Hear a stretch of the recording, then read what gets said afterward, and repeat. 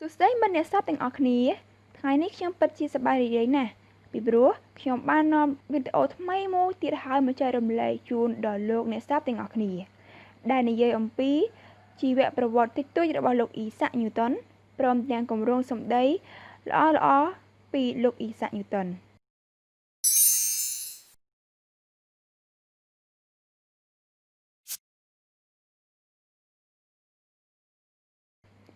លោកIssac Newton គាត់គឺជាគណិតវិទ្យានិងជាតារាវិទូអង់គ្លេសចំពោះអ្នកសិក្សាភាគច្រើនប្រកាសជាបានស្គាល់គាត់ជាពុំខានទេ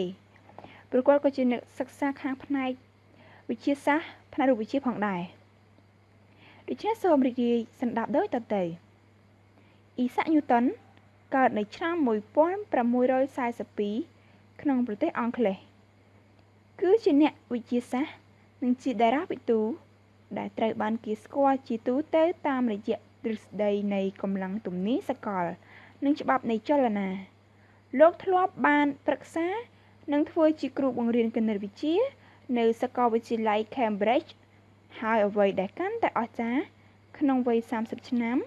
លោកត្រូវបានជ្រើសរើសជាប្រធានរាជបណ្ឌិតសភាវិទ្យាសាស្ត្រអង់គ្លេសដែលគេតែងតែស្គាល់ថាជាទូទៅគឺ The Royal Society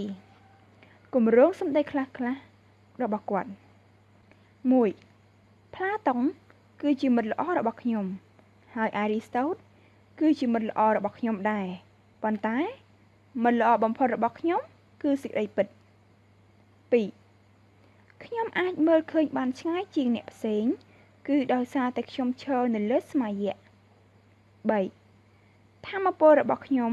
គឺធម្មតាបំផុតមានតែការអនុវត្តរបស់ខ្ញុំប៉ុណ្ណោះដែលនាំខ្ញុំទៅកាន់ភាពជោគជ័យ 4. អ្វីដែលយើងដឹងគ្រាន់តែជាដំណក់ទឹកប៉ុណ្ណោះប៉ុន្តែអ្វីដែលយើងមិនដឹងគឺជាមហាសមុទ្រ 5. កំហុសឆ្គងមិនមែនស្ថិតនៅលើរបៀបនោះទេប៉ុន្តែវាធ្វើឲ្យមនុស្សបង្កើតភាពស្ទាត់ជំនាញ 6. ខ្ញុំគ្រាន់តែដូចជាក្មេងម្នាក់ដែលកំពុងលេងលើឆ្នេរសមុទ្រអញ្ចឹងនៅពេលដែលភាពធំធេងនៃមហាសមុទ្ររបស់សេចក្តីពិតលាតសន្ធឹងយ៉ាងអាត់កំបាំងនៅចំពោះមុខខ្ញុំអញ្ចឹង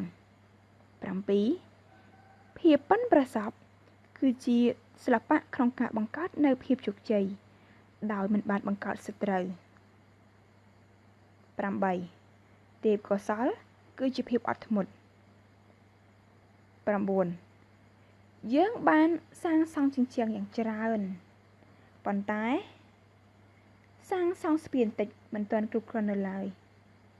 10. គ្រប់របស់ដែលហោះឡើងលើបានក៏គង់តែធ្លាក់ចុះក្រោមជាមិនខាន 11. ចំណុចកណ្ដាលបំផុតរបស់ផែនដីមិនមានចលនាឡើយនេះគឺជាកម្រងសម្ដីខ្លះៗរបស់លោក Issac Newton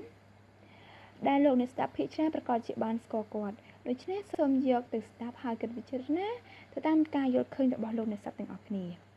ចាសសូមអរគុណចំពោះការតាមដានស្ដាប់តាំងពីដើមរហូតដល់ចប់បើពេញចិត្តវីដេអូនេះសូមជួយចុច like ឬ subscribe សូមអរគុណសូមគោរពលាបាយ